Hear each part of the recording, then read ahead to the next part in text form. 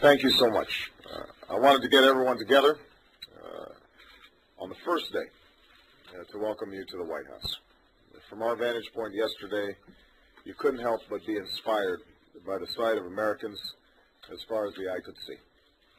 They were there because they believe this is a moment of great change in America, a time for reinvigorating our democracy and remaking our country. They've entrusted all of us with a great responsibility, and so today I'd like to talk with you about our responsibility to keep that trust. In a few minutes, I'm going to be issuing some of the first executive orders and directives of my presidency.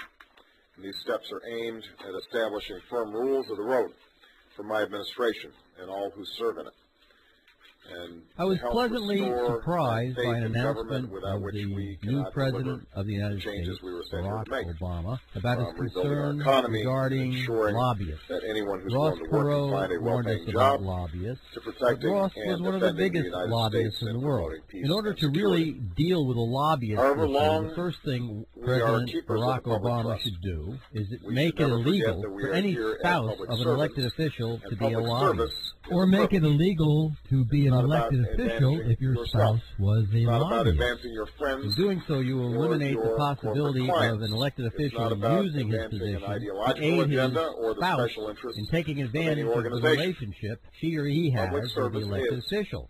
The biggest issue here is that if there were any misdoings, you cannot force the spouse of the elected official and the elected official from testifying against each other. And so, I would really appreciate if any of you would contact the President and ask him about this issue of spouses of elected officials who are lobbyists and put this to an end. Thank you very much. And in addition, now that Barack is talking about saving money, it is my understanding that a lot of money is spent transporting the Speaker of the House, Nancy Pelosi, back and forth to California. It would seem to me that not only does she require a larger plane than the previous Speaker of the House because of the distances involved, but it would seem to me that any corporation, if they were seriously looking at cost reductions, would say, okay, let's find somebody in a leadership position who lives closer to the plant being Washington, D.C. One would think that the Democrats could find someone just as qualified as Nancy Pelosi to be the Speaker of the House, so that in the event that if she is needed to act as President, or he act as President of the United States, that they would, in theory, be physically closer to Washington, D.C., and in the meantime, if they were closer to Washington, D.C., they could save the taxpayers millions of dollars in transportation costs. Think about that. Thank you so much. I wanted to get everyone together on the first day to welcome you to the White House. From our vantage point yesterday, you couldn't help but be inspired by the sight of Americans as far as the eye could see. They were there because they believe this is a moment of great change in America, a time for reinvigorating our democracy and remaking our country. They've entrusted all of us with a great responsibility, and so today I'd like to talk with you about our responsibility to keep that trust. In a few minutes, I'm going to be issuing some of the first executive orders and directives of my presidency. And these steps are aimed at establishing firm rules of the road for my administration and all who serve in it, and to help restore that faith in government without which we cannot deliver the changes we were sent here to make, from rebuilding our economy and ensuring that anyone who's willing to work can find a well-paying job, to protecting and defending the United States and promoting peace and security. However long we are keepers of the public trust, we should never forget that we are here as public servants, and public service is a privilege. It's not about advantaging yourself.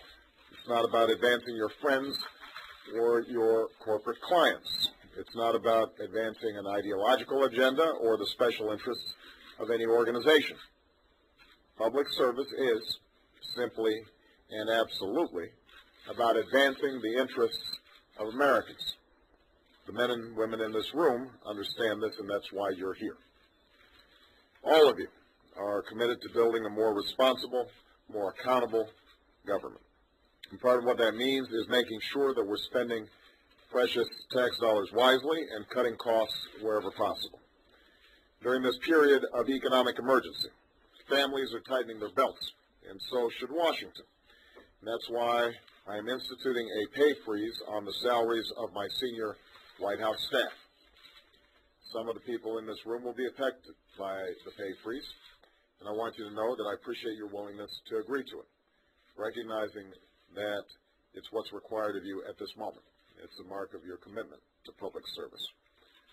But the American people deserve more than simply an assurance that those who are coming to Washington will serve their interests. They also deserve to know that there are rules on the books to keep it that way. They deserve a government that is truly of, by, and for the people. As I often said during the campaign, we need to make the White House the people's house. And we need to close the revolving door that lets lobbyists come into government freely and lets them use their time in public service as a way to promote their own interests over the interests of the American people when they leave.